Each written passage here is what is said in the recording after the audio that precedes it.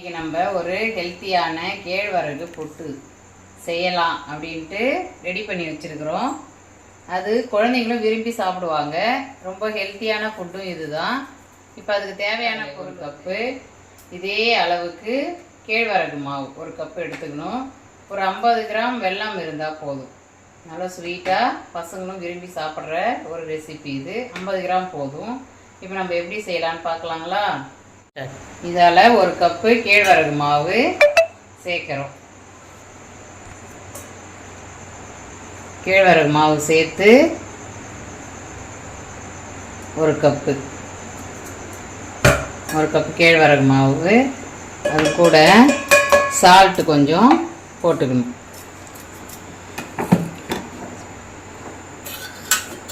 கொஞ்சமாக ஒரு சிட்டிகை சால்ட்டு போட்டுக்கணும். அதுக்கப்புறம் நல்லா மிக்ஸ் பண்ணிவிட்டு தண்ணி கொஞ்சம் கொஞ்சமாக போட்டு இது ஈரப்பதமாக ஆக்கணும். மாவு எல்லாத்தையும் ஈரப்பதமாக செஞ்சுக்கணும். இது செய்கிறதுக்கு ஃபஸ்ட்டு டைம் கொஞ்சம் லேட்டாக எடுக்கும். அப்புறம் நீங்கள் செஞ்சிங்கன்னா ஈஸியாக ஒரு 10 மினிட்ஸில் நம்ம செஞ்சு முடிச்சிடலாம். ஒரு கப்பு நீங்கள் போட்டிங்கன்னா 4 பேர் தாராளமாக இதை சாப்பிட்லாம்.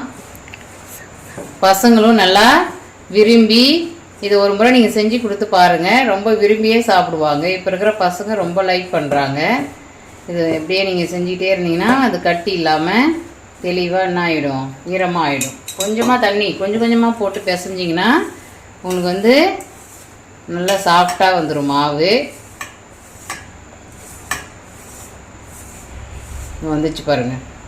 இது ஆவி வச்சிங்கன்னா மறுபடியும் இதை இட்லி பானையில் வச்சு ஆவி பண்ணோம்னா நம்மளுக்கு நல்லா சாஃப்டாக வந்துடும். கட்டி இல்லாமல் நீங்கள் ஒரே முட்டா தண்ணி ஊற்றுனீங்கன்னா கட்டியாக ஆகிடும். கொஞ்சம் கொஞ்சமாக ஆட் பண்ணிங்கன்னா கட்டி படாமல் நம்மளுக்கு நல்லாவே வரும். அந்த வெள்ளையாக இருந்தது பாருங்கள், அதில் கொஞ்சம் கொஞ்சமாக தண்ணியை போட்டு நம்ம பிசைஞ்ச உடனே கலரே சேஞ்ச் ஆகிருக்கு பாருங்கள். இதுக்கப்புறம் தான் என்ன பண்ணணும், கட்டி எதுவுமே இல்லை பாருங்கள். இதில் கொஞ்சம் கொஞ்சமாக நீங்கள் தண்ணி போட்டு பிசைஞ்சிங்கன்னா கட்டியே வரவே வராது. இதுக்கப்புறம் இட்லி பானையில் வச்சு நம்ம ஆவி வைக்கணும். ஒரு 5 நிமிஷம் ஆவி வச்சா போதும். இப்போ இதை இட்லி பானையை வச்சு கொதி வந்ததுக்கப்புறம் இந்த மாவை ஏதாவது ஒரு தட்டில் கூட வச்சு நீங்கள் என்ன பண்ணலாம், ஆவி ஒரு 2 ஆவி வந்துச்சுன்னா போதும். எடுத்து சூப்பரான புட்டு நம்ம ரெடி பண்ணிடலாம்.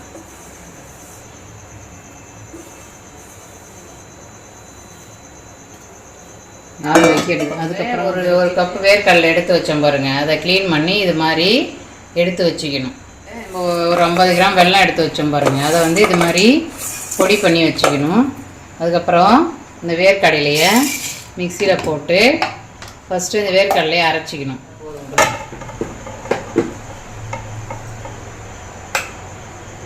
வேர்க்கடலையை ஒரு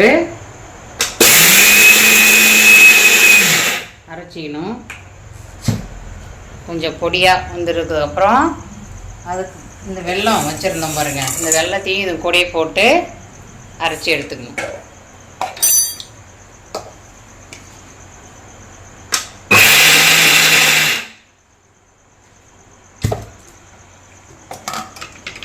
இந்த பக்கம் ஒரு ஆவி, இந்த பக்கம் ஒரு ஆவி வந்தால் போதும்.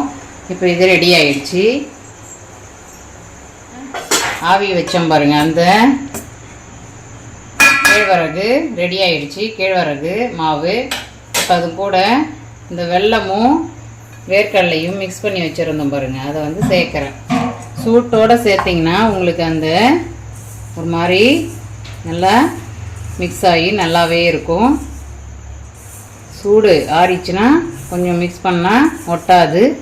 அந்த வெல்லத்துக்காக சூடோடு நீங்கள் மிக்ஸ் பண்ணிங்கன்னா வந்துடும்.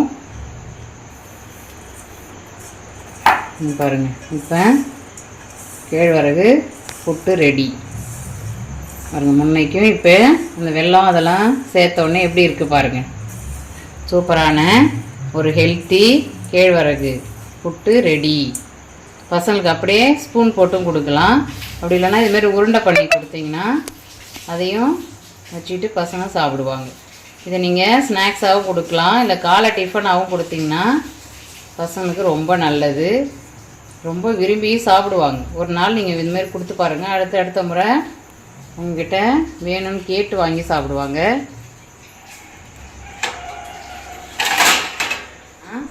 ஒருத்தவங்களுக்கு ஒரு 3 உருண்டை அப்படின்னு ரெடி பண்ணிவிட்டு கொடுத்தீங்கன்னா காலை உணவாகவும் பசங்க சாப்பிட்டுட்டு போவாங்க. நன்றி.